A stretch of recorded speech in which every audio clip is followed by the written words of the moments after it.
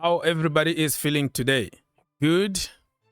I don't know about you, but I'm sick and tired of saga from Romelu Lukaku. This need to end this window. Every single window is always a problem. Anderlecht, Chelsea, West Brom, Everton, Manchester United, Inter, Chelsea again, Inter again. Juventus got mixed to the conversation. He decided to go to AS Roma. Now the contract is over. The loan is over at AS Roma. And it's still a problem. Who's going to get him? Napoli got involved. Saudi got involved. The MLS got involved. I am sick and tired of this saga. Somebody needs to end it now. And he been talking and praising the Saudi League. Remember, last summer they offered him crazy, ridiculous amount of money, more than 70 million. I don't know how many years they gave him for that contract, but he said no, stayed with Roma and even took a price cut, took a salary cut to stay in Italy. I don't know what's going on through this brother's head, but somebody need help. So this time around, Chelsea need to get rid of this guy no matter what. I don't have any problem with Lukaku. I don't think he said something that offended me against Chelsea. It's all business. But because he said something against Thomas Tuchel, and back then Thomas Tuchel was untouchable, no matter how true you are, no matter what you try to say about Thomas Tuchel, even if you tell the truth, people are going to hate you because it's Thomas Tuchel. And he won a big trophy with Chelsea. He's untouchable. Get it done. He's not coming to Chelsea. But I don't have any problem. It's business. Imagine under Pochettino, if Lukaku was there, he was going to score tons of goals. But that is in the past. He's not coming to Chelsea. Chelsea fans online don't want him. He doesn't want to come back. Let him go. Napoli, Saudi, MLS, get it done, and let's move on. Enough with Lukaku. Let's move on to the Premier League. The VAR is here to stay. The Premier League clubs voted to keep it. Only Wolves voted against it. So it's here to stay, but a lot of improvement needed. It's not about the VAR. It's about the people who are walking behind closed doors. Some of them never played a game of football. Some of them are making decisions for the heck of it. And they are making even worse decisions. But I think technology is here to stay. We have just to change the people who are walking behind technology. And as long as you have referees like Anthony Taylor, Michael Oliver, who will spend a week in Saudi, will spend few days in Abu Dhabi refereeing over there, come with a bag of millions and millions of money, it's always going to be injustice. So people behind the technology are bad people, but technology is good. Because if you look at some of the decisions in the past, if the VAR was there, Maradona hand of God was never going to happen. And Frank Lampard goal against Germany was going to stay. And probably England were going to win the World Cup that year. Nobody knows. So technology is good. The people need to be trained even more on how to use it. Domino always puts some funny stuff. VAR team would be happy to hear this when they finished their pizza. Okay, all right. Yeah, VAR is a technology, is a company that is making a lot of money, you know. So they're going to be happy that the VAR is going to stay. Let's move on. Some news came early on saying that Raheem Sterling is getting closer to joining Jose Mourinho at Fenerbahce. It was trending on social media, and all of a sudden, Fabrizio Romano came to say Raheem Sterling camp deny any contact with Fenerbahce, no talks taking place. No interest from Sterling. Why would somebody like Sterling go to Turkey when he's sitting comfortably, getting 350k every single week, doing nothing at Chelsea, living the London life? Think about it. He still has 3-year contract. So he doesn't care. This guy is not motivated anymore. He lost all kind of interest to football. He doesn't care, you can tell. He's very lazy, very heavy on the pitch. He can give you one game or 30 good minutes, and then he's going to disappear for 3 months. Chelsea need to start thinking about getting rid of this guy, because I don't think he's going to improve. Or probably the new manager, Enzo Maresca, thinks that he can change Sterling, but it looks like Sterling is not a football player anymore. So he's not going anywhere.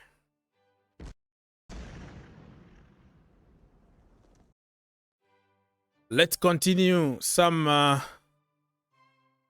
random news. AC Milan are getting closer and closer to signing Joshua Zirkzee. Zirkzee is a very, very good player that I like personally. I like his profile. And I've been saying, if Chelsea doesn't sign Sesko, you have to go for Zirkzee. The same kind of profile, tall, powerful, handful, skillful, can drop and help the defense, help the midfielder, like exactly the target player that I've been talking about for a while now. But it looks like AC Milan are ready to activate 40 million release clause that he got. The release clause applies for everybody, every team. Because at the beginning of the year, some sources told us that it's only for Bayern Munich that the clause was going to be activated. Vincent Kompany also wanted him back because he's coming from Bayern Munich, right? So he wanted him back, but it looks like AC Milan are in advanced conversation with Bologna, and it could happen in the next hours or next days. Let's wait and see what is going to happen. Moving on, James Maddison is devastated because he's not going to Euros 2024 with England. The funny thing this morning is he took everything England from his profiles on social media. Grow up, man. How old are you again? 26, 25? You're a grown-up man. You're not going to win all the time in life. Sometimes you lose. And England got so many players, so many bowlers from your position. I understand it's painful to miss out on big tournament like this with your country. But taking everything from your social media to show your frustration probably is not the right way to handle it. I think England are very, very strong. They need creativity from the midfield, but they have just abundance of creativity. Jude Bellingham can play in that position. Declan Rice can play in that position. So many of them. Even Cole Palmer can play, can do the Madison, you know? So grow up, big man. Grow up. It's over for you. All right? Ballon d'Or. Let's talk about Ballon d'Or.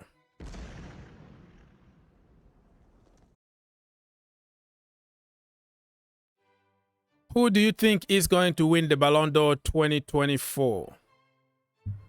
The winner is going to be revealed in October 28th.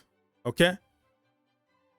The list of 30 nominees will be revealed September the 4th. I think give it to Vinicius Junior. Unless if Mbappe does madness at Euros, win Euros with France, and also have a very good beginning of the season with Real Madrid, win UEFA Super Cup, the conversation might change.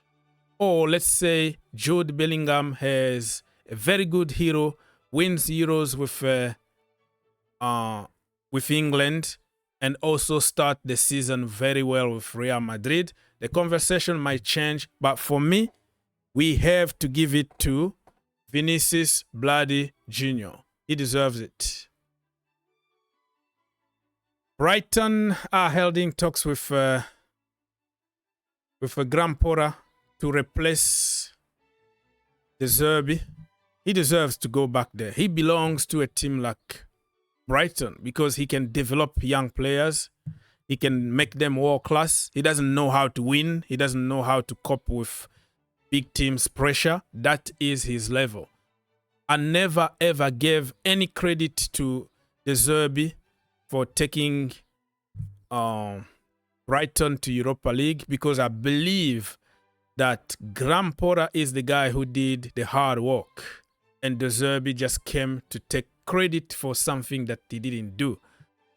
He took over a great team, somebody's hard work for 3 years, and you just came out of the blue, and people started calling him the new Mourinho, the new such and such.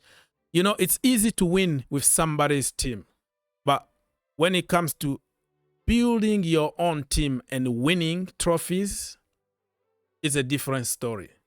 I've seen it at Chelsea over the years. Somebody else will put a lot of work on a team.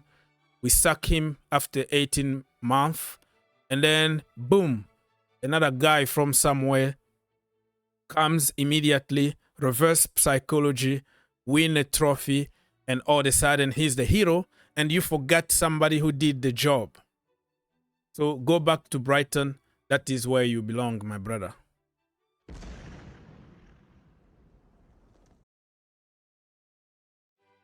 All right, my people, let's continue. 6 Premier League clubs facing to sell players before June the 30th. Among those clubs, Chelsea, Villa, Newcastle, Everton, Forest, Leicester, blah, blah, blah, blah. But according to David Austin, Chelsea don't have to sell. So it's contradiction here. You got to believe on what you got to believe. And I think this kind of news are pushed by agent and clubs so they can get better deal. Let's say Conor Gallagher, if other teams know that Chelsea need to sell, they're going to lowball them in order to get him cheap. But Chelsea don't have to sell according to very trusted sources.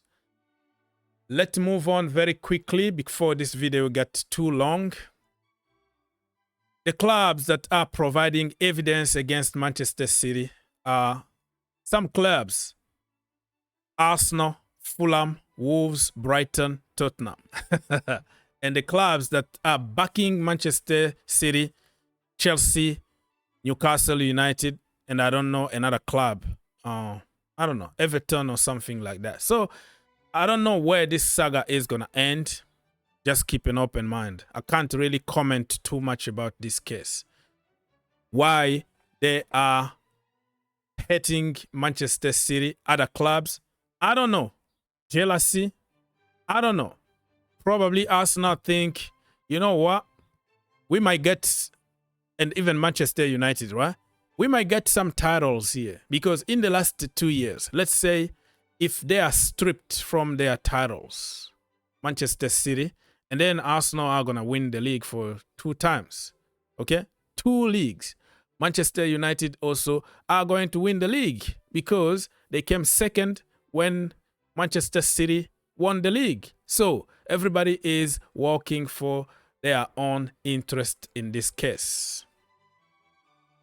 Kylian Mbappe is on almost 600K a week. Not bad. Not that bad.